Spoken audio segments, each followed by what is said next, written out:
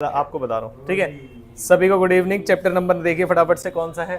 7। नाम क्या है इसका? डायरेक्टिंग। वैसे तो ये बड़ा चैप्टर है, लेकिन जब हम पढ़ रहे थे तो बड़ा फोकस करके पढ़ाई की थी हमने। इसका फायदा हमें अब मिलेगा, क्योंकि उससे भी फास्ट हम रिवीजन कर लेंगे इसका। बढ़िया। अच्छा डायरेक्टिंग चैप्टर की कुछ स्पेशलिटी बात बता दें आपको। पहली चीज़ तो एक फंक्शन ऑफ मैनेजमेंट है, ये तो आप जानते ही हैं। कहाँ से शुरू होते हैं functions of management? Planning, organising, staffing, अब डायरेक्टिंग। अब डायरेक्टिंग यानी फोर्थ। जैसे स्टाफिंग के अंदर हमने ये देखा था कि सारे काम प्लानिंग, ऑर्गेनाइजिंग, इन सब में ह्यूमन रिसोर्स इस्तेमाल नहीं होती। ह्यूमन रिसोर्स जो पहली बार आपके उसमें आती है ऑर्गेनाइजेशन में, वो आती है स्टाफिंग फंक्शन में। लेकिन ये एक ऐसा फंक्शन है जो इनिशिएट करता है एक्शन को। तो अगर आपको स्पेशलिटी जाननी है डायरेक्टिंग की, तो सबसे इंपॉर्टेंट पॉइंट है इसका, डायरेक्टिंग इनिशिएट्स एक्शन। अभी तक सारी चीज़ें प्लानिंग, ऑर्गेनाइजिंग, लोगों को भर्ती करने में निकल गई है, लेकिन यहाँ से एक्चुअल में काम शुरू होगा। यहाँ से एक लीडर की जरूरत पड़ेगी, यहाँ से आपको मोटिवेशन की जरूरत पड़ेगी, यहाँ से आपको कम्युनिकेशन की जरूरत पड़ेगी। तो इसी को एलिमेंट्स भी बोलते हैं। डायरेक्टिंग के बाद होता है जब यहाँ पर काम हो जाएगा, तब जाके नेक्स्ट जो आपका फंक्शन होता है वो कौन सा होता है? कंट्रोलिंग। तो डायरेक्टिंग का मतलब असली काम यहाँ पर शुरू होगा। लोगों को जो मैनेजमेंट है वो यहाँ से करना है आपको। क्या मेरी बात समझ में आती है? ठीक। मीनिंग में पढ़िए फटाफट से। It refers to the process of, क्या क्या करते हैं हम इसमें? Instruction, guiding, inspiring and motivating the employees in the organisation so that their efforts result in achievement of organisational goals. क्या मेरी बात समझ में आती है? ये लोगों के लिए किया गया है। फीचर्स में सबसे पहला और इंपॉर्टेंट फीचर क्या है? सबसे पहला क्यों है ये समझ में आया? सारे फंक्शंस ऑफ मैनेजमेंट को इससे, इस पॉइंट से अलग करता है कि ये एक्शन को इनिशिएट करता है। तो इट इज अ कौन सा मैनेजरियल फंक्शन? ये लाइन हम कौन से उसमें लिख सकते हैं बताओ? प्लानिंग में, ऑर्गेनाइजिंग में, स्टाफिंग में, डायरेक्टिंग में, कंट्रोलिंग में? किस में लिख सकते हैं फटाफट से बताओ? सब में। इट इज अ की मैनेजरियल फंक्शन।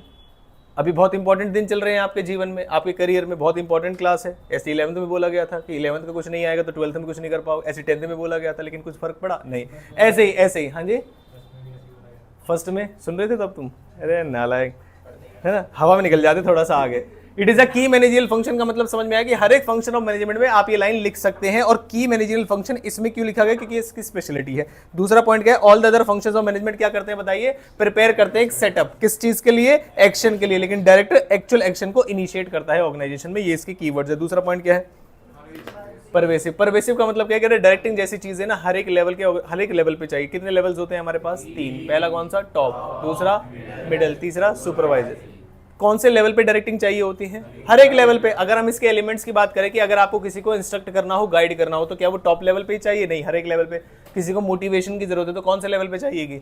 इसी बात पे आ जाते हैं कि अगर मोटिवेशन मुझे सुपरवाइजरी लेवल के वर्कर्स को करना है, बिल्कुल लोअर लेवल पर जाकर, तो उन्हें मॉनिटरी दूं या नॉन मॉनिटरी? जल्दी से बताओ। मॉनिटरी।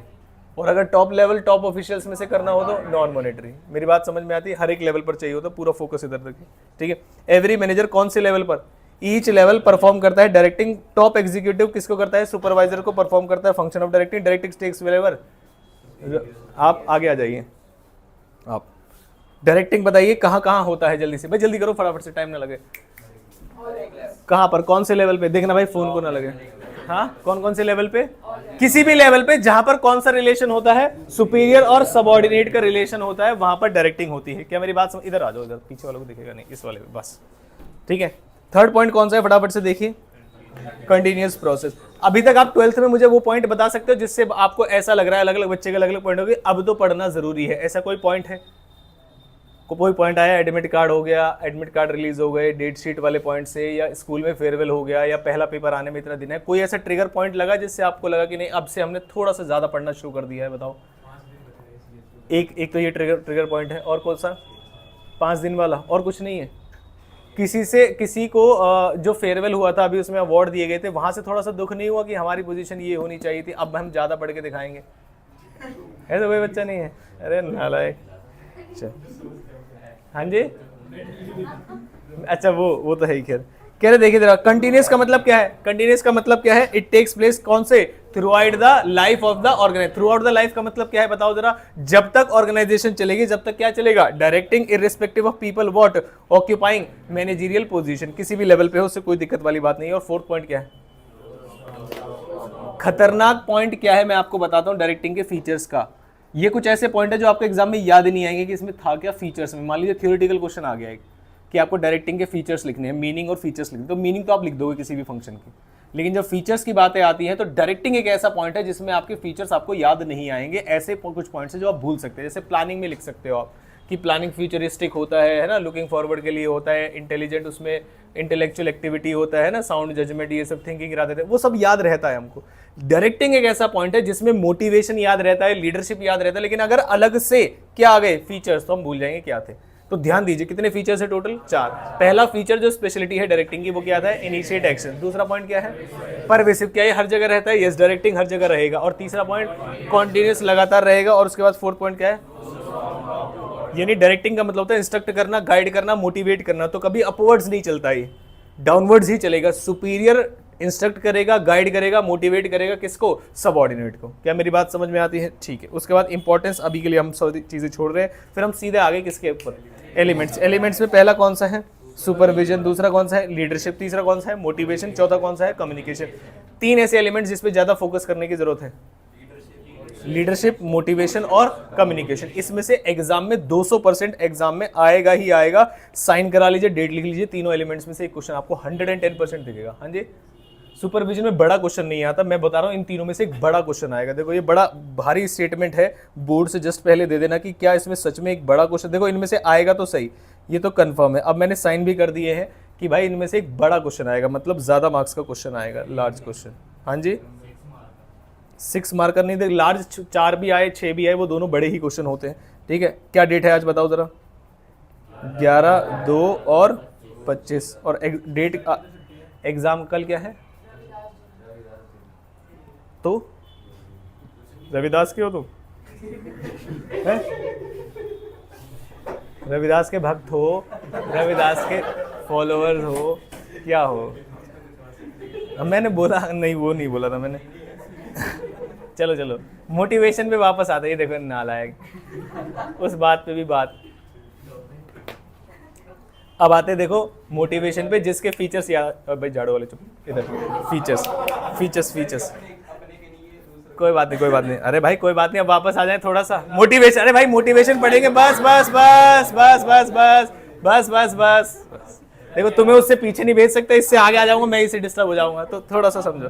चलो फीचर्स, बस बस बस फीचर्स में पहला फीचर पढ़िए फटाफट से। साइकोलॉजिकल का मतलब क्या होता है बताइए जरा फटाफट से, साइकोलॉजिकल का मतलब क्या होता है बताओ। ये सारी चीजें दिमाग में होती हैं हमारे मोटिवेशन की, आप मोटिवेटेड फील कर रहे हैं नहीं कर रहे हैं। और ये जो मोटिवेशन वाला कंसेप्ट होता है मुझे तो बड़ा बेकार लगता है जीवन में। मोटिवेशन कुछ नहीं होता, एक वर्ड है डिसिप्लिन, बस। अगर जीवन में डिसिप्लिन है तो आपको मोटिवेशन की जरूरत नहीं है, और अगर जीवन में डिसिप्लिन नहीं है तो कितना भी मोटिवेट हो जाओ अगले दिन फिर से वही। मेरी बात समझ में आती है। और हम सब लोगों के अंदर मोटिवेशन तो है, एक ही चीज़ नहीं है, वो क्या, डिसिप्लिन। अगर आप डिसिप्लिन ले आएंगे तो किसी को मोटिवेट करने की जरूरत नहीं होती। मेरी बात समझ में, इसे बंद कर दो नालायक, मैं भी ऐसे ही लगवाऊंगा। हाँ हम ही कब तक परेशान होते रहे, हम भी तो करेंगे। मैं भी नीचे दूसरे कोचिंग के बाहर जाके ऐसे ऐसे बम फोड़ूंगा जाके। चलो हाँ जी, क्या कह रहे हो? नहीं करिए, नहीं नहीं नहीं, इसकी तरह नहीं बोल रहा मैं, उसकी जो परेशान कर रहे हैं। चलो हाँ जी, इतना रहने दो। हाँ जी, तुम्हारे घर के बाहर, झाड़ू के कार्यालय के बाहर, झाड़ू के कार्यालय के बाहर। चलो पहला पॉइंट कौन सा है, पहला पॉइंट साइकोलॉजिकल। साइकोलॉजिकल में आप कीवर्ड्स पढ़ लीजिए फटाफट से। It is an internal feeling which means it can not be forced on employees. और ये पॉइंट लिखा होगा और आपसे पूछा जाएगा बताइए कौन से कंपोनेंट की बात की जा रही है, कौन से कंसेप्ट की बात। ये एक ऐसी फीलिंग है जो किसी पे फोर्स नहीं की जा सकती, तुम मोटिवेट हो जाओ नहीं, ये इंटरनल फीलिंग है। मोटिवेशन आ रही होगी, मोटिवेशन नहीं आ रही होगी। इंटरनल फीलिंग जैसे कि क्या चीज, अगर आपको नीड है, डिजायर है या एस्पिरेशन है कुछ करने की, बड़ा करने की, तो मोटिवेशन हो जाओगे, which influences and direct what, human behaviour. मेरी बात समझे, किसी भी व्यक्ति के अगर आपको बिहेवियर को देखना है, क्लास में बातें करने में ध्यान है, ये क्लास में जो पढ़ने आए हैं वो टीचर की बात सुनने में ध्यान है, इससे ही आपको समझ में आ जाएगा कि जीवन में मोटिवेटेड है, उनकी नीड है, डिजायर है, एस्पिरेशन है या नहीं है। बिल्कुल सिंपल तरीका है, ठीक है। उसके बाद सेकंड पॉइंट क्या है, हम कौन सा पॉइंट पढ़ रहे हैं, कौन सा कंसेप्ट या एलिमेंट पढ़ रहे हैं, मोटिवेशन। कह रहे मोटिवेटेड जो व्यक्ति होगा, मोटिवेटेड जब एम्प्लॉयज होते हैं तो उनका जो बिहेवियर होता है वो कैसा बिहेवियर हो जाता है, गोल डायरेक्टेड बिहेवियर। जो चीज की नीड है, जिस चीज के लिए गोल्स अचीव करने के लिए चीजें चाहिए, बस ऐसा बिहेवियर वो करेंगे। थर्ड पॉइंट क्या है, आप बताओ सही तरीका कौन सा होता होगा मोटिवेट करने का, बोथ। सही तरीका कौन सा है, बोथ। पॉजिटिव भी हो सकता है और नेगेटिव भी हो सकता है, डिपेंडिंग अपॉन सिचुएशन। सिचुएशन क्या चल रही है बताइए। आप लोगों को अभी पॉजिटिव मोटिवेशन की जरूरत है, नेगेटिव मोटिवेशन की, घर से बेड से खींच के बाहर लाने की जरूरत है आपको कि चलो भाई आ जाओ फटाफट से, नेगेटिव मोटिवेशन की जरूरत है। पॉजिटिव से हो गया बस। मेरी बात समझ में आती है। और जो पेरेंट्स को बेवकूफ बना देना, रात को मेरा बच्चा 2-3 बजे तक सोया है पढ़ा है, अब उसके बाद भाई अब उसे ज़्यादा देर सोने, तो ये मतलब यही खत्म है जीवन। चलो इधर इधर positive, it means inspiring people to work and appreciate work. कौन सा वाला? ऑलरेडी डन, जो आपने अभी तक मेहनत की अगर उसे अप्रिशिएट किया जाए तो जैसे वो अवार्ड फंक्शन था तो ऐसा मान सकते हैं वो एक पॉजिटिव मोटिवेशन था। क्या मेरी बात समझ में आती? मैंने कहा कल ही एक पेरेंट्स के साथ पीटीएम रखनी है मुझे उन बच्चों के साथ जिनका गोल डायरेक्टेड बिहेवियर नहीं है, तो ये कैसा होगा बताओ जरा फटाफट से। Negative motivation, it means forcing people to work by threatening और पनिशिंग देम, जैसे कि डिमोशन कर देना, जैसे कि इंक्रीमेंट्स को स्टॉप कर देना, जैसे कि वार्निंग दे देना, जैसे मेमो इशू कर देना। और मेमो का मतलब क्या बताया था मैंने आपको? वार्निंग। मेमो का मतलब क्या बताया था मैंने आपको? वार्निंग। क्या ये बात समझ में आ रही है? मुझे ऐसा लगता है बिल्कुल अब समय आ चुका है कुछ बच्चों का ये सब हालत करने की। क्या मेरी बात समझ में आती है? ठीक। उसके बाद फोर्थ पॉइंट क्या है, जरा फटाफट से पढ़िए। इसके कीवर्ड्स बता रहा हूँ मैं आपको, जो पढ़ने में घर जाके ज़्यादा समय लगेगा तो ज़्यादा ध्यान सुनने पे दीजिए।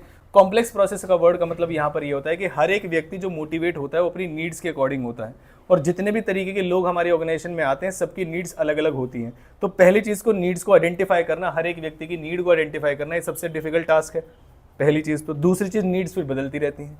आज इस चीज़ की नीड थी, आज इस चीज़ की नीड है। ऐसा भी हो सकता है कोई टॉप लेवल पे ऑफिशियल काम कर रहा है और हमें लग रहा है उसे नॉन मॉनेटरी इंसेंटिव्स देने की जरूरत है। हो सकता है उसके घर में कुछ प्रॉब्लम चल रही है, फाइनेंशियल इशू चल रहा है, 2000 का भी फायदा हो सकता था उसको। तो लोगों की नीड को आइडेंटिफाई करना बड़ा मुश्किल है, मेरी बात समझ में आती है। और दूसरी चीज़, आइडेंटिफाई कर ले तो वो बार बार चेंज होती रहती है। क्यों? क्योंकि हमारे यहाँ जो लोग हैं वो कैसे इंडिविजुअल डिफरेंसेस के साथ आते हैं। किसके साथ? इंडिविजुअल डिफरेंसेस के साथ। उनकी नीड जो है वो क्या होती रहती है? चेंज होती रहती है टाइम टू टाइम, और डिफरेंट टेक्निक्स को यूज़ किया जाना चाहिए। पहला, समटाइम्स पॉजिटिव और समटाइम्स नेगेटिव, और समटाइम्स मॉनेटरी और समटाइम्स नॉन मॉनेटरी। उसके बाद फिफ्थ पॉइंट क्या है? कॉन्टिन्यूस प्रोसेस करे। एक बार जब आप मोटिवेटिंग, एक बार किसी व्यक्ति को मोटिवेट कर देते हो, इससे जस्ट पहले पॉइंट में पढ़ा कि नीड चेंज होती रहती है, तो अगली नीड अराइज होगी। तो ऐसी कुछ नीड्स के बारे में किसकी थ्योरी पढ़ी है हमने, बताओ जरा? मैस्लो। किसकी थ्योरी पढ़ी है? Maslow need hierarchy theory. कितनी नीड्स हैं उसके अंदर? 5।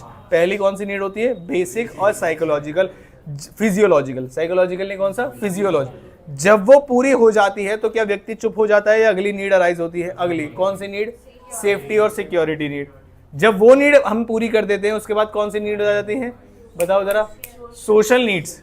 सोशल नीड्स पूरी हो जाती है तो एस्टीम नीड्स, और एस्टीम नीड्स पूरी हो जाती है तो सेल्फ एक्चुअलाइजेशन है। तो नीड्स जैसे जैसे फुलफिल करते जाओगे अगली अगली नीड अराइज होती जाएगी। इसलिए जो कंसेप्ट है क्या बोला जाता है? Continuous process. अगर लिंक करके लिखोगे तो अपनी लैंग्वेज में लिखने का मतलब होता है आप कंसेप्ट से लिंक करके लिख रहे हैं, अपनी लैंग्वेज में नहीं। मेरी बात समझ में आती है? ठीक। उसके बाद नेक्स्ट कौन सी थ्योरी आ गई? मैस्लो की नीड हायरार्की थ्योरी। सबसे पहली थ्योरी कौन सी होती है इसमें? सबसे पहली नीड बेसिक और फिजियोलॉजिकल नीड। इसको एक बार याद रख लेना। पूरा नाम क्या है इनका? Abraham Maslow. और कब पैदा हुए थे? 1943 में। हालांकि ईयर पूछा जाए ये बिल्कुल गलत है, ऐसे नहीं पूछना चाहिए, कोई हिस्ट्री का पेपर नहीं, लेकिन पूछ रहे तो एक बार आपने पढ़ लिया है तो याद हो जाना चाहिए। चलो कैसे याद करेंगे बताओ जरा? हमारा देश कौन से ईयर में आज़ाद हुआ था? 48 में। क्या हुआ था बताओ फिर? कुछ?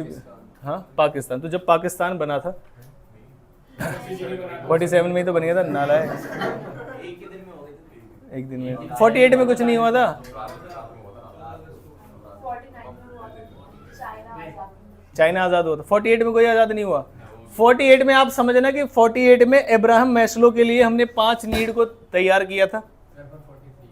तो 5 नीड है तो 5 माइनस कर दो तो क्या बन जाता है इसमें? 1943। बिल्कुल, इसलिए मैं हिस्ट्री नहीं पढ़ा था। देखिए जरा, बेसिक और दूसरा नाम क्या है इसका? फिजियोलॉजिकल, जिसमें आ जाते हैं फॉर एग्जांपल क्या है इसमें? Food, clothing, shelter etcetera. रोटी कपड़ा मकान, जिसे वैसी लैंग्वेज में बोला जाता है। दूसरा कौन सा पॉइंट है? जब रोटी कपड़ा मकान मिल जाएगा तो आप ये चाहेंगे रोटी कपड़ा मकान बना रहे, यानी रेगुलरली ये वाली चीज़ें आपसे छीने ना। जैसे कि लोग गवर्नमेंट जॉब की बातें करते हैं या बॉन्ड्स की बातें करते हैं कि ऑर्गेनाइजेशन के साथ आपने बॉन्ड साइन कर लिया 5 साल का, मतलब 5 साल तक आप, जैसे रेंट एग्रीमेंट में एक लॉक इन पीरियड होता है, अगर आप लोगों से लॉक इन पीरियड का मतलब ये होता है कि जनरली आपको नहीं निकाला जाएगा उतने समय तक। तो ये सेफ्टी नीड्स है, बिल्कुल अलग बढ़िया तरीके से। देखो पहली चीज़ क्या है?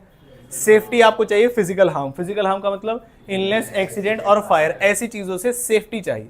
अब मान लीजिए आप यहाँ बैठे हैं और इस पूरी जो बिल्डिंग है उसके वायर जा रहे हैं ऐसे करके, जैसे मैंने नेहरू प्लेस में काफ़ी सारी बिल्डिंग्स में देखा है, नीचे जाके जहाँ काम होता है भाई वायर ऐसे जा रहे हैं बिल्कुल साफ, किसी भी दिन थोड़ा बहुत भी कुछ हुआ वहीं ब्लास्ट। मेरी बात समझ में आती है? तो ये होता है सेफ्टी। दूसरा कौन सा है? इमोशनल हार्म, जैसे कि फ्यूचर फिजियोलॉजिकल नीड्स। आगे जाके इमोशनल हार्म का मतलब है कल को अगर तुम्हें निकाल दिया जाए इस डर से कि आगे जाके आपके रोटी कपड़ा मकान वाली नीड को क्या नाम है, हैम्पर हो सकता है, मतलब इफेक्ट हो सकती है। एग्जाम्पल क्या है? Job security, stability of income और पेंशन प्लान्स। मेजर क्या है इनको करने के? पहला परमानेंट जॉब या फिर बॉन्ड साइन करा लो या फिर रिटायरमेंट बेनिफिट्स। रिटायरमेंट बेनिफिट्स के कुछ एग्जांपल बताओगे आप लोग? प्रोविडेंट फंड सुना है आपने? प्रोविडेंट फंड और पेंशन सुना है आपने?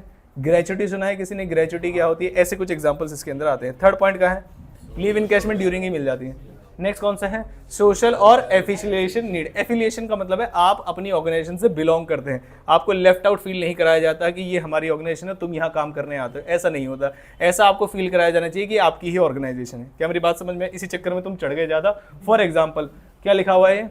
लव, अफेक्शन और कंपेनियनशिप, मतलब किसी को डराया धमकाया अलग थलग ना किया जाए। मेजर्स क्या है इसके? पहला टीम वर्क, दूसरा फॉर्मल और इनफॉर्मल गेट टुगेदर। जैसे जब आप डेस्क पे चढ़ रहे थे वो इनफॉर्मल गेट टुगेदर था, अभी आप डेस्क पे तमीज से बैठे हैं, एक ऐसा है फॉर्मल गेट टुगेदर। क्या मेरी बात समझ में आती है? ठीक।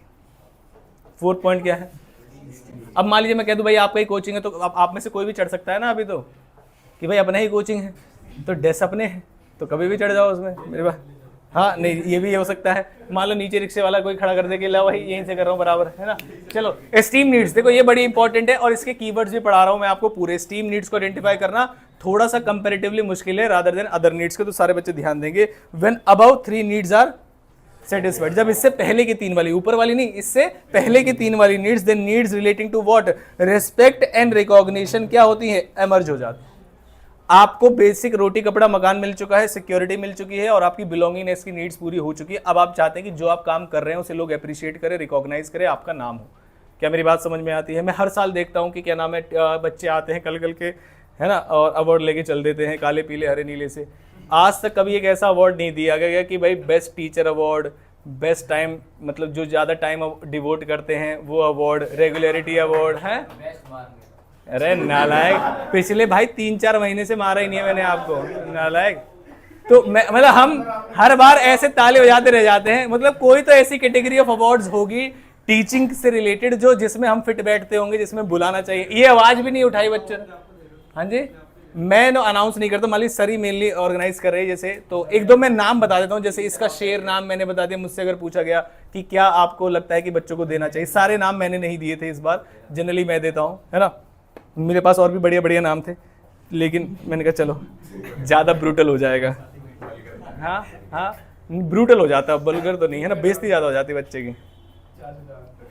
और कई सारे बच्चों को बेइज्जती से बचाया भी मैंने। बहुत सारे बच्चे ऐसे थे जो 11th वाले जिन्होंने वहाँ से निकाल लिए वो वाले नाम और ऐसे ही मतलब देने लगे। ज़्यादातर मीनिंग नहीं पता था, बच्चे के बारे में नहीं पता था। तो ऐसा भी हो सकता था कि बच्चा स्टेज पे से कूद के उछल के मारे उसे। मेरी बात समझ रहे हैं? हाँ, ऐसा भी हो सकता था, समझ रहे। चलो अब इसको बढ़ाते एक बार बस। अरे यार तुम पीछे, यार तुम सास बहू, मतलब दिक्कत ही है, कहीं से भी लीक होने लगते हो तुम, है? 2 मिनट चुप नहीं रहा जाता कहीं से भी, नालायक। चुप बैठो क्लास में, कोई भी बात बोल लूं उस बात के ऊपर टिप्पणी इसके पास जरूर है। भाई तुम न्यूज में जाओ, एंकर बनो, बहुत सही रहेगा। हाँ, ये टोपा तो ऐसे पहन ली जैसे इसे आसपास की बातें नहीं सुननी। अब देखो उससे उसकी बात उसे बतानी है। भाई मैं बात कर रहा हूँ ऐसे। हाँ बस चलो भाई। Esteem needs, these needs relating to कैसा? रिस्पेक्ट और रिकॉग्निशन, ये आगे आ जाती हैं। दीज नीड्स आर कैसा? कॉमन इन कौन से एम्प्लॉयज? Higher level employee. ये हायर लेवल के एम्प्लॉयज होते हैं जो चाहते हैं कि मैं रिस्पेक्ट रिकॉग्निशन भी। जो लोअर लेवल सुपरवाइजरी लेवल जो वर्कर काम कर रहा है वो कहता है भाई पैसे टाइम से दे, 4 गाली और दे दे, तो 2 पैसे और दे दे मुझे। मेरी बात समझ में आती है? तो वहाँ पर कुछ ऐसे काम चलता है। जैसे आपने कभी देखा लेंटर पड़ता है तो वो लोग आपस में शोर मचाते रहते हैं। उनका जो ठेकेदार है हर तरह की बातें बोल देता है उसे। मेरी बात समझ में आती है? तो वो उनकी मोटिवेशन है, उन्हें कोई रिस्पेक्ट वगैरह नहीं चाहिए। जब काम हो जाए उनका पैसा दे दो तो ठेकेदार फिर। मैंने तो ऐसे ऐसे लोग देखे काम करते करते उनकी हाथापाई हो जाती है और शाम को फिर ठेके के पास बढ़िया एकदम, और भाई फिर अगले दिन बढ़िया, है ना। तो मेजर क्या है इसके, कैसे दे सकते हैं आप ये वाली चीजें? नॉन मॉनेटरी मेजर से रिकॉग्निशन। ईआरपी सुना है आपने? ईआरपी का मतलब क्या होता है? Employee recognition programme. तो वहां के इंसेंटिव से यहाँ की नीड्स को आप आइडेंटिफाई कर सकते हैं, ठीक है। उसके बाद नेक्स्ट कौन सा है? कह रहे जब सारी नीड्स खत्म हो जाएंगी चारों, तब आपको समझ में आएगा कि बाकी चारों की नीड्स, जो चारों नीड्स थी वो बेकार थी, इनसे कुछ नहीं होता जीवन में। मेरी बात समझ में आती है? जैसे मान लीजिए पढ़ाना जब शुरू किया तो 2 पैसे आने लगे तो कौन सी नीड हुई होगी बताओ जरा? बेसिक। मेरी बात समझ में आती है? उसके बाद मैंने कहा कि अगर बच्चा 11th में आ गया तो 12th में भी आएगा, तो सेफ्टी और सिक्योरिटी भी है, तो दूसरी नीड पूरी होगी। तीसरा कौन सा है? सोशल नीड्स, सोशल नीड्स का मतलब ये है कि अभी तक ऐसा लगता है कि बच्चे डरा धमका के नहीं पढ़ते हैं, हमसे प्यार से पढ़ लेते हैं। बच्चे नहीं डराते धमकाते हैं हमें, अभी तक तो मुझे ऐसा लगा है। हम भी किसी को उस तरीके से नहीं डांटते कि उसे कहीं बाहर पकड़ के हमें पीटना की जरूरत महसूस हो, ऐसा अभी तक नहीं हुआ है ना। हाँ, ऐसा तो नहीं हुआ भाई, बता देना, है ना। ये कौन से लेवल की नीड है बताओ जरा फटाफट से। It is the highest level need in the hierarchy. मैंने हमारे आपको क्या लगता है कि ये वाली नीड तक बिलोंगिंगनेस सोशल वाली भी नीड पूरी है? मैंने कहा मेरी स्टीम नीड्स भी पूरी है, हालांकि अवार्ड आज तक मिला नहीं मुझे, लेकिन स्टीम नीड्स मैंने कहा चलो मान लेते हैं पूरी है। अब आते हैं 5th पॉइंट पे। जिस दिन ये वाली नीड पूरी होगी खिड़की खोल के भाग जाऊंगा मैं क्रिकेट खेलने, बात खत्म। नहीं, एग्जाम्पल दे रहा हूँ भाई, एग्जाम्पल। क्या कह रहा है? क्या हुआ? क्या ही क्यों रहते, बस यही तो दिक्कत है। ओम आप आगे आओ भाई प्लीज, यहाँ पक्की बात है, देख लो। नहीं अरे नहीं भाई जज्बाती हो गए, जज्बाती। चलो अजम्पशंस पे आ जाते हैं, अजम्पशंस पे। भाषा सही इस्तेमाल करो भाई, वहीं पिटेगो बाहर गधे हैं, यही सुधार दो तुम्हारी लैंग्वेज। चलो पहला पॉइंट पढ़ो, पहला point, peoples behaviour is based upon their needs. उनका बिहेवियर उनकी नीड्स पे बेस्ड होता है। जितने भी बात करें उनके घर में किराया आ रहा है, टेंशन मत लेना, तुम अपने पढ़ाई पे फोकस करो। मेरी बात समझ में आ रही है? उनका जो बिहेवियर है उनकी नीड्स पे डिपेंड करता है। मेरी बात, उनकी नीड्स नहीं है इसलिए नहीं पढ़ रहे गधे, अब अगली क्लास से बाहर बिठा दूंगा। सेकंड पॉइंट कौन सा है? People's needs are in hierarchical order. जो हमने ऑर्डर पढ़ा है वैसी ऑर्डर में नीड होती है। थर्ड पॉइंट क्या है? A satisfied need can no longer motivate a person. जिससे मुझे पर्सनली बड़ी दिक्कत है, अगर मान लीजिए आपकी बिलोंगिंगनेस नीड्स पूरी हो रही है और आपको और ज्यादा बिलोंगिंगनेस फील कराई जाए तो उससे प्रॉब्लम थोड़ी होती है। अगर आपकी मॉनेटरी नीड्स पूरी हो रही है, मान लीजिए मैंने कहा कि रोटी कपड़े मकान के पैसे, तुमने कहा सर 2000 रुपये और दूंगा और अच्छा पढ़ाओगे, मैंने कहा लाओ घर आके पढ़ा दूंगा, उसमें क्या है? तो ये वाली जो नीड है, ये वाली जो नीड है कि एक satisfied need can no longer motivate a person, मुझे थोड़ी सी इससे प्रॉब्लम है, इसलिए इसके कुछ एक्सेप्शंस भी होती है। फोर्थ पॉइंट क्या कहता है? A person moves to the next higher level need only when, जो उसकी लोअर लेवल नीड है जब वो सेटिस्फाई हो जाती है। हालांकि इसकी भी एक्सेप्शन है, कई लोग पैसे से ज्यादा प्रायोरिटी देते हैं अपनी सेल्फ रिस्पेक्ट को, रिकॉग्निशन को। वो कहते हैं पैसे वैसे अपने पास रखो, जो काम मैंने किया है उसमें मेरा नाम आना चाहिए, जो मैनेजर अपना नाम टैग के साथ दे रहा है भाई मैं छोड़ रहा हूँ नौकरी। मेरी बात समझ में आती है? हटी लोग होते हैं कुछ लोग, ऐसा बोलते हैं ना, वो वाले, वो इंपॉर्टेंस मैंने बता कर दिया। नेक्स्ट कौन से है? चलो इंसेंटिव्स में आ जाते हैं फटाफट से। पहला इंसेंटिव कौन सा है? मॉनेटरी। मॉनेटरी का मतलब क्या है? इसमें मुझे कोई पैसे से रिलेटेड फायदा होगा। कैसा फायदा होगा? पैसे से रिलेटेड। फॉर एग्जाम्पल क्या मिल रहा है मुझे बदले में? बेसिक पे, बोनस, अलाउंस। डीए का मतलब क्या है? Dearness allowance. हिंदी मतलब क्या है इसका? महंगाई भत्ता। क्या बोलते हैं इसको? महंगाई भत्ता। सुना है आपने ये कभी? हाँ जी, नहीं मिलता भाई, महंगाई इतनी ज्यादा हो रही है लेकिन फिर भी नहीं देते। सेकंड पॉइंट क्या है? एचआरए। एचआरए का मतलब क्या है? House rent allowance. सीईए का मतलब क्या है? कैब नहीं, चिल्ड्रन एजुकेशन अलाउंस। क्या है ये? Children education allowance. और नेक्स्ट कौन सा है? आपके में फुल फॉर्म नहीं आएगी, अलाउंसेस बता दिया मैंने। अलाउंसेस का मतलब पैसे मिलेंगे। Dearness allowance, medical allowance. जब आपको अलाउंस का मतलब पैसे कैश में मिल रहे हैं कि लो भाई महीने के 2000 रुपए मेडिकल का खर्चा कर लेना, आने जाने का खर्चा कर, जब पैसे सीधा हाथ में आ जाए इसे क्या बोलते हैं? अलाउंसेस। क्या बोलते हैं इसको? अलाउंसेस। नेक्स्ट कौन सा पॉइंट है बताइए जरा? Productivity linked veg rate system. इसके लिए हमने चैप्टर नंबर 2 पढ़ा था, जिसे क्या बोलते हैं? Differential piece wage rate system. जिसकी ज्यादा प्रोडक्टिविटी होती है उसे हायर पीस रेट दिया जाता है, और जिसे लोअर प्रोडक्टिविटी होती है उसे लोअर पीस वेज रेट दिया जाता है। ऑटोमेटिकली व्यक्ति मोटिवेट हो जाता है ज्यादा काम करने के लिए। थर्ड पॉइंट क्या है? बोनस। बोनस किसको मोटिवेट करेगा बताओ? पेमेंट इन एडिशन टू किसका? Regular remuneration as a reward for good performance, applicable in all industries. में भी कैश में भी हो सकता है और काइंड में। काइंड का मतलब कोई सामान नहीं दे रहे, आपको कहीं भेज देंगे या कूपन दे देंगे कि आप ये इस्तेमाल कर लीजिए। मेरी बात समझ, जैसे ऑफिस में जनरली जो बोनस मिलता है, कई बार उसमें आपके जो पिज्जा के कूपन मिल जाएंगे आपको, या एडवेंचर ट्रिप के कुछ कूपन्स मिल जाएंगे, आप जाना चाहें। आईपीएल के टिकट्स के कूपन मिल जाते हैं कि भाई वहाँ जाना चाहो वहाँ जा सकते हो। ऐसे कुछ तरीके से वो आपका काइंड में आ जाएगा, लेकिन रहेगा किस में? मॉनेटरी में। लेकिन रहेगा किस में? मॉनेटरी में। उसके बाद फोर्थ पॉइंट क्या है? जब आप अपना प्रॉफिट को शेयर कर लेते हो किसके साथ बताइए जरा फटाफट से? एम्प्लॉइज के साथ। तो इसे क्या बोलते हैं? प्रॉफिट शेयरिंग, और पैसे मिलते हैं आपको। ये सबसे इंपॉर्टेंट है और कई बार केस स्टडी में पूछा गया है। कितने स्टार बना रखे हैं बताओ जरा मैंने? 5 स्टार। वो तो तुम कर ही रहे हो और सलाह भी दे रहा नालायक। Under this scheme employees are offered companies share. नाम पढ़िए इसका क्या है? को पार्टनरशिप, और दूसरा क्या है? Employee stock option. इसके अंदर एम्प्लॉय को अपना पार्टनर या शेयर होल्डर बनाने की बातें की जाती हैं, जिसमें एम्प्लॉय से कहा जाता है कि हमारी कंपनी का जो शेयर है वो एक शेयर 100 रुपये का है, अगर आप खरीदना चाहो तो आपको 40 रुपये में दे देंगे। तो उसे इनडायरेक्टली कितने का फायदा पहुंचाना चाह रहे हैं हम, 60 रुपए का। ये मॉनेटरी है या नॉन मॉनेटरी है? मॉनेटरी। इससे उसके अंदर sense of belongingness, sense of ownership, ये सारी चीजें डेवलप होती हैं, क्योंकि जब आप इक्विटी शेयर होल्डर बन जाते हो तो क्लास 11 में पढ़ाया जाता है equity share holders are the owners of the company. तो पढ़िए जरा फटाफट से। Under this scheme at a कौन से प्राइस, प्री डिटरमाइंड प्राइस, और प्राइस कैसा होता है, मार्केट प्राइस से कम होता है। अलॉटमेंट ऑफ शेयर कैसे क्या करती है, create a feeling of ownership to the employee. मेरी बात समझ में आती है? जब शेयर्स मिल जाएंगे। नेक्स्ट 6 पॉइंट क्या है, रिटायरमेंट बेनिफिट्स, ये भी आपको पैसे में मिलेंगे, जैसे कि नाम पढ़ लीजिए फटाफट से, प्रोविडेंट फंड, ग्रेजुटी और पेंशन। नेक्स्ट 7 पॉइंट क्या है, परक्विजिट्स, ये भी मॉनेटरी ही बोला जाता है, लेकिन इसमें डायरेक्टली आपके पास पैसे नहीं आते, लेकिन आपको अदर देन बेनिफिट्स प्रोवाइड कर दिए जाते हैं। अगर आपको हाउस रेंट अलाउंस ना देके सीधा हाउस प्रोवाइड कर दे तो ये किसके अंदर आ जाएगा, परक्विजिट्स के।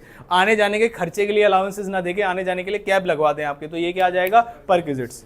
मेरी बात समझ में आती है? खाने के लिए पैसे ना देके, खाने के लिए पैसे ना देके अगर आपके घर पे कुक लगवा दिया जाए, है ना, क्लीनिंग के लिए पैसे ना देके आपके घर पे क्या नाम है, गार्डनर, क्लीनर लगवा दिया जाए, तो इन सबको किसके अंदर बोलेंगे, परक्विजिट्स के अंदर। उसके बाद किस में आ जाते हैं हम, नॉन मॉनेटरी। नॉन मॉनेटरी में पैसे नहीं होंगे, लेकिन आपको फिर भी चीजें बढ़िया लगेंगी। जैसे पहला कौन सा है, स्टेटस, इसे ईआरपी प्रोग्राम बोल दिया मैंने और मैं आगे बढ़ रहा हूँ, समझ में आया, एम्प्लॉय रिकॉग्निशन प्रोग्राम। मेरी बात समझ में आती है? ठीक है। उसके बाद सेकंड पॉइंट क्या है, ऑर्गेनाइजेशन का क्लाइमेट का मतलब क्या है कि वहां पर आप एक व्यक्ति को आजादी कितनी दे रहे हैं, सोचने समझने, बात करने की, कम्युनिकेट करने की, आइडिया शेयर करने की। क्या आपका कम्युनिकेशन सिस्टम है, किसी व्यक्ति को आप दबा तो नहीं रहे, किसी व्यक्ति के साथ ऐसा खराब कल्चर तो नहीं है, उसी को ऑर्गेनाइजेशन क्लाइमेट बोलते हैं। थर्ड पॉइंट क्या है, करियर एडवांसमेंट अपॉर्चुनिटी। अगर किसी व्यक्ति को उसकी सैलरी तो इंक्रीज हो रही है हर साल 10%, 15%, लेकिन उसे ऐसा लग रहा है कि जो काम वो पिछले 5 साल पहले कर रहा था अब भी वही काम कर रहा है और कोई भी एडवांसमेंट नहीं सीखने को मिल रही है उसको, जो समाज में उसे पीछे कर रही है। कल को यहाँ से छूट गया तो उसे आगे कुछ भी नहीं आता होगा। क्या मेरी बात समझ में आती है? उसी को बोलते हैं career advancement opportunity. Fourth point क्या है, ये पहचानने में बड़ी प्रॉब्लम हो सकती है, इसे मैं पूरा पढ़ाऊंगा। जॉब एनरिचमेंट का मतलब होता है जो आपकी करंट जॉब है, कौन सी वाली जॉब, जो आपकी करंट जॉब है उसे चैलेंजिंग बना देना, और ज्यादा अथॉरिटी और ज्यादा रिस्पॉन्सिबिलिटी देना आपको, जिससे आपका ऑल अराउंड डेवलपमेंट हो सके। 3 पॉइंट पढ़ने हैं आपको।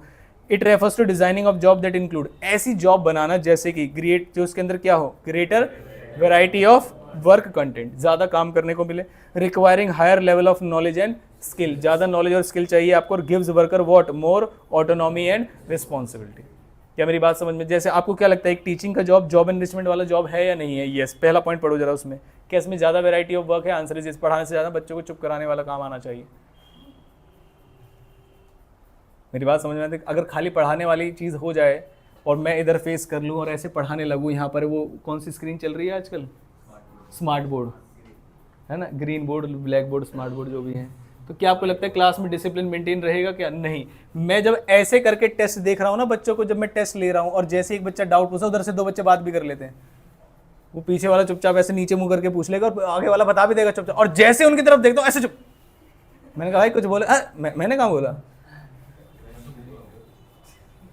नालायक। अभी से अगर तुम्हें ट्रेनिंग दे देना जेब कतरे बनाने की, भाई साहब कोई पकड़े नहीं तुम्हें। 5th पॉइंट पढ़ो जरा फटाफट से। 5th point, employ recognition programme. अब इसमें आपको ये सारे पॉइंट्स पढ़ने और 5 के अलावा नहीं पूछा जाएगा आपके एग्जाम में, ठीक है। पहला पॉइंट पढ़ो जरा फटाफट से, आपको क्या मिल जाए बताओ फटाफट से, सर्टिफिकेट्स मिल जाए। दूसरा क्या है, प्रेजेंटिंग मोमेंटोज और ट्रॉफीज। उसके बाद honouring for valuable contribution, displaying employing achievement on information board, या फिर पब्लिश कर दें अपनी मैगजीन में ऑर्गेनाइजेशन की, या फिर उन्हें क्या कर दें, कॉन्ग्रेचुलेट कर दें।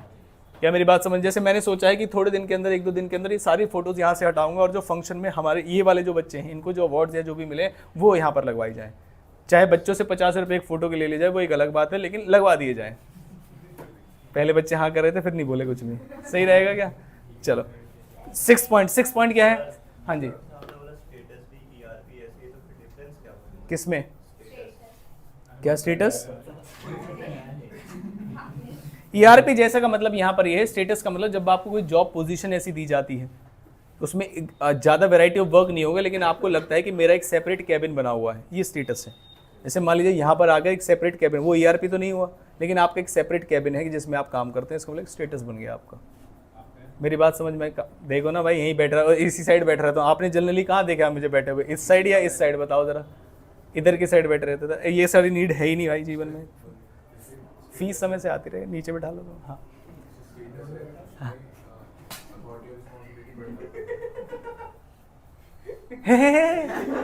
मतलब कहीं भी बैठ के कैसे चाची ताड़का की तरह हंस रहा है, अरे नालायक। थोड़ी सोशल सेंस सीखो, कब कैसे कैसे हंसना है, नालायक कहीं के। हाँ भाई आप बताओ।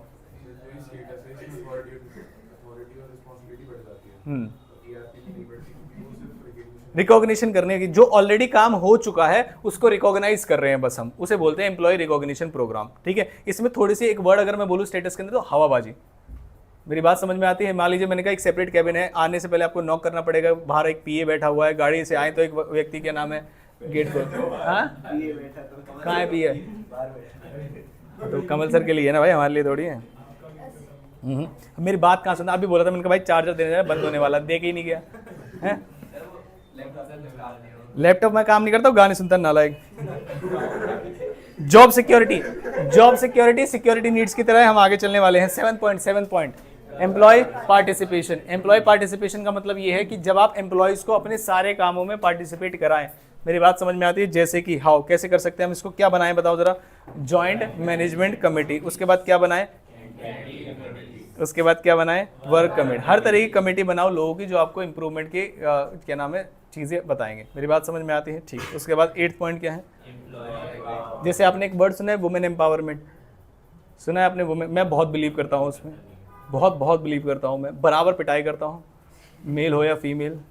ये जैसे 20 लीटर की, भाई झूठ नहीं है, किसी भी पूछ लो। और ये जो 20 लीटर वाली पानी की बोतल नहीं होती है, ये भी मैं उठवा लेता हूँ गर्ल्स से भी। मैंने कहा भाई लगाओ, बॉयज़ भी लगा देते, तुम भी लगाओ। तो वो कहते सर हम कैसे लगाएं? मैंने कहा लगा के देखो, और लगा दी उन्होंने। वुमेन एम्पावरमेंट, बढ़िया तरीके से आप पिटाई करो इनकी, ज़्यादा रोज़ रिस्पॉन्सिबिलिटी दो, मजदूरी वाले काम दो, उन्हें भी नहीं पता होता कि ये वाले काम कर सकते हैं। मेरी बात समझ में आती है? ठीक।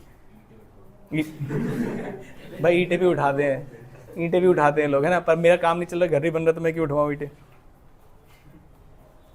देखो कहाँ दिमाग गया उसका, है?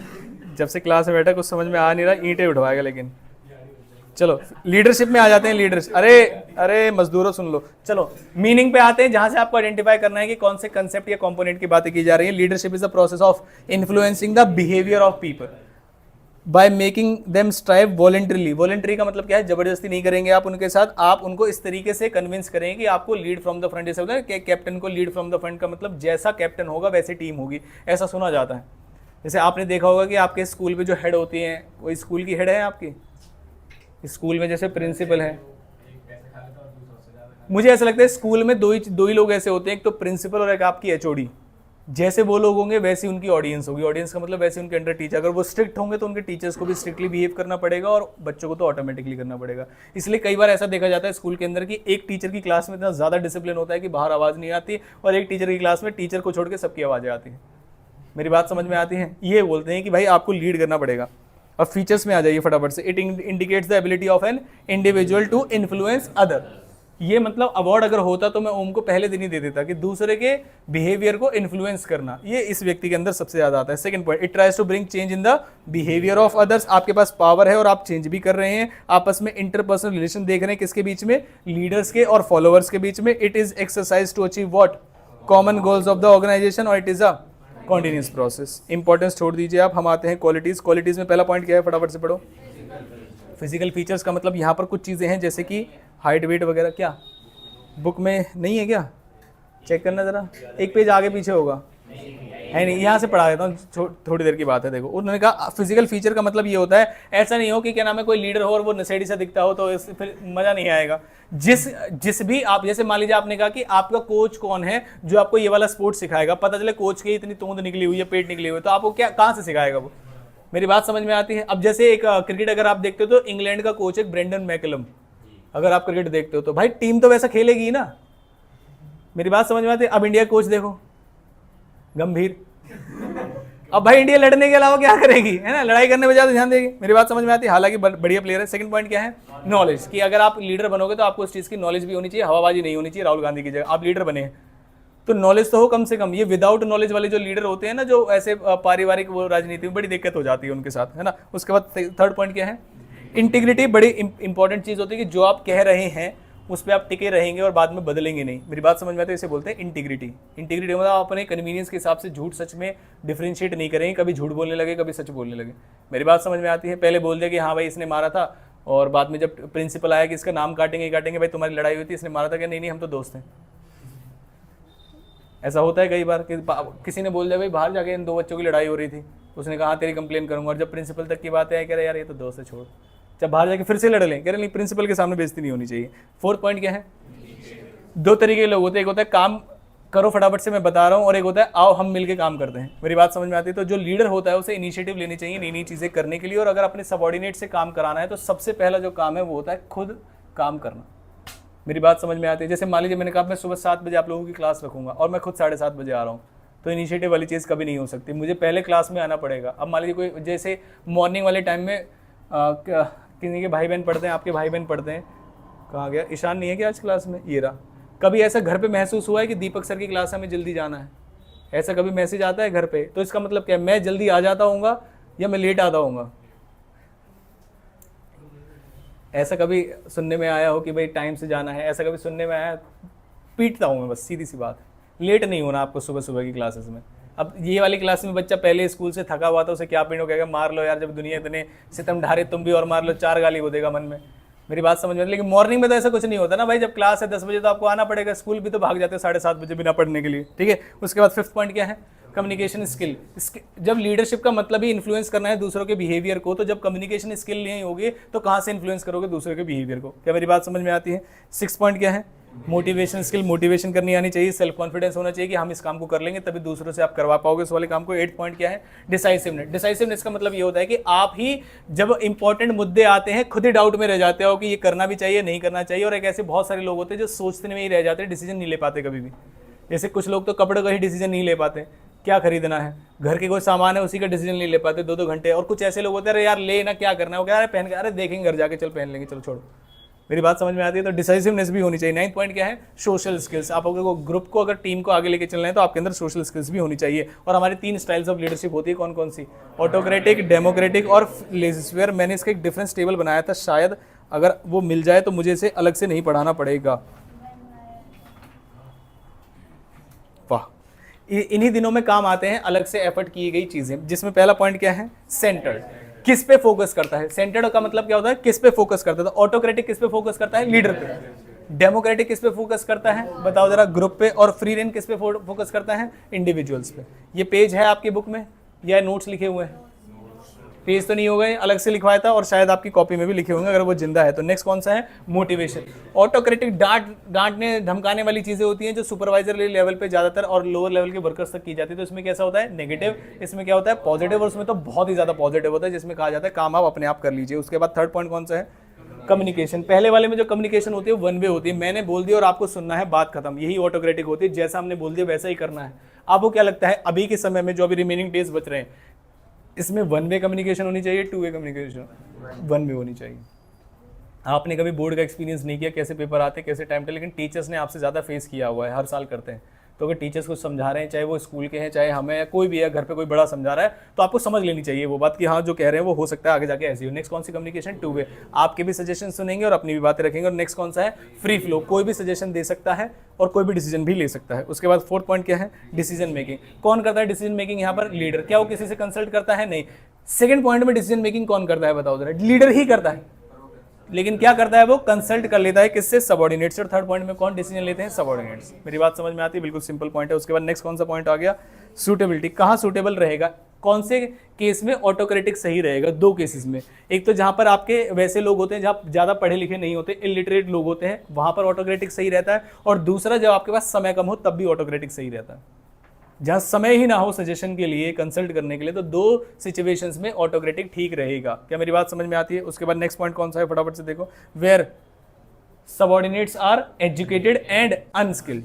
मेरी बात समझ में आती है? उसके बाद 3rd पॉइंट कौन सा है, फटाफट से देखो, वेयर सबऑर्डिनेट्स आर, कॉपी में लिखा हुआ है किसी ने, क्या लिखा हुआ है, where subordinates are highly professionals. उसके बाद नेक्स्ट पॉइंट क्या है, अथॉरिटी। एक के अंदर सेंट्रलाइज है, किसके अंदर सेंट्रलाइज है कि एक ही के पास अथॉरिटी है, ऑटोक्रेटिक। दूसरे के अंदर डिसेंट्रलाइज है, और तीसरे के अंदर तो बांटी हुई है कंप्लीटली। नेक्स्ट, लीडर का रोल क्या होता है, तो ऑटोक्रेटिक के अंदर जो लीडर का रोल है वही सब कुछ है, यानी कैसा रोल है, एक्टिव रोल। यहाँ पर कैसा रोल है, एक्टिव। वेरी एक्टिव, और एक्टिव का क्या मतलब है, वेरी एक्टिव का मतलब पूरी रिस्पॉन्सिबिलिटी उसके पास है, एक्टिव का मतलब वो उनसे भी पूछेगा। और यहाँ पर पैसिव रोल है, पैसिव का मतलब समझ में आता है, एक्टिव रोल किसका होता है, सबऑर्डिनेट्स का। मेरी बात समझ में आती है? उसके बाद नेक्स्ट पॉइंट क्या है, एग्जांपल। जैसे कि लेबर वाले केस में, जैसे कि सुपरवाइजर और मिडिल लेवल पे ये चीज फॉलो होती है, और एक्सपर्ट और प्रोफेशनल लेवल पे आप ज्यादा ज्ञान नहीं दे सकते।